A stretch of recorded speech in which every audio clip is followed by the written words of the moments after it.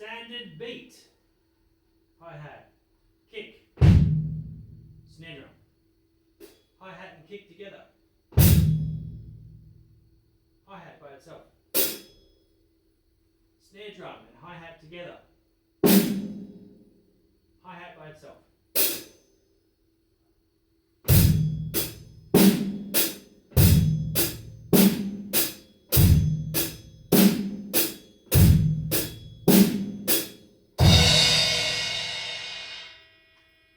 And of course you can speed it up.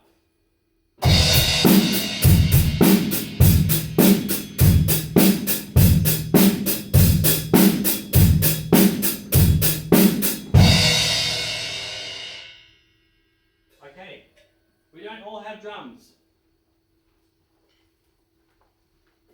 I myself don't have drums either. I have one snare drum at home for a bit of practice and fun. I would love to have the space and the soundproof room for my family. So drum kit's not really available until we get to school. Same for me. When I get to schools, I get to play the drums, and it's very exciting. I don't think the students realise just how exciting it is for me too. It's an exciting instrument. So I'm going to show you what you can do if you don't have a drum at home, drum set, but you want to practice the drum set so that when you get to school you sound good. So this is what you can do. Find two chairs that are kind of rough disposable chairs. These are plastic ones, school chairs, so they're okay. And what you're going to do is sit on one, and the other one, hopefully it's the right size and height and has a back on it. This is going to pretend to be my snare drum for practicing on, my hi-hat for practicing on, and my kick drum is just going to be my foot, because that's all it needs to be, is just my foot. So I'm going to play the same beat, that standard beat, not the fancy one I started with, and you can join in too if you can find the right chairs. So pause the video and go and find the right chairs. Make sure they're not heirlooms, no antiques please, your parents will kill me.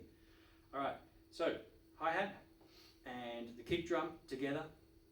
They should be simultaneous. That means the striking sound of both is together. You shouldn't hear any blah or da-dum. Should be together. And then the hi-hat by itself. Great. And now I do the snare and the hi-hat together. That wasn't quite together, sorry. The height's wrong. And now I do the hi-hat by itself.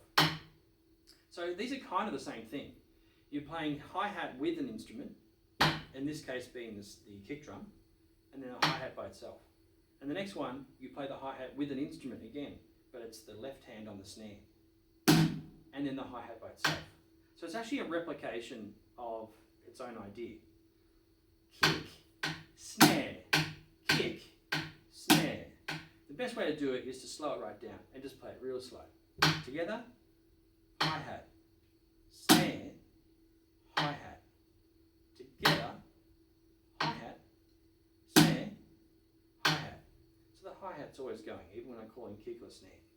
Something you need to bear in mind is that when you're teaching yourself something, and that's what really occurs, without me getting too psychologically deep into it, I can show you things and explain them, but you've actually got to experience them to really learn them, especially on an instrument like the drum kit, because it involves so much physical coordination and that feedback loop from what your body feels like. It's a bit like learning to dance. There's no way you can possibly teach someone to dance with words alone. They have to actually try it and then have adjustments made by a dance teacher. So it's the same sort of thing. You'll start, when you know you've got it, it starts to feel like you're dancing. It starts to feel like you're doing something with your body and it's working together.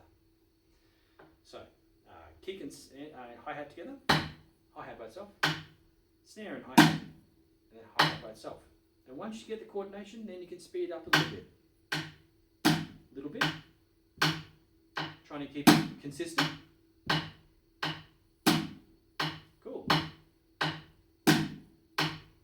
Now, if you learn some fills, you're going to have to do them basically on the snare drum for now.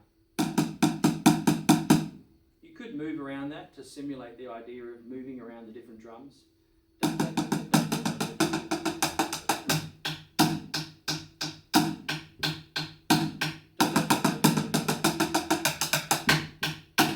And there I'm practicing.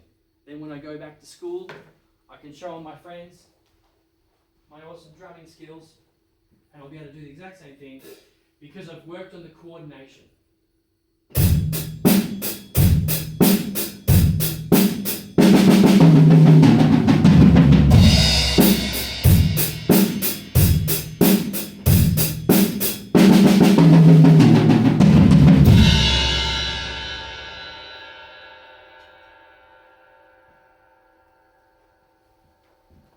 So work on your coordination skills too.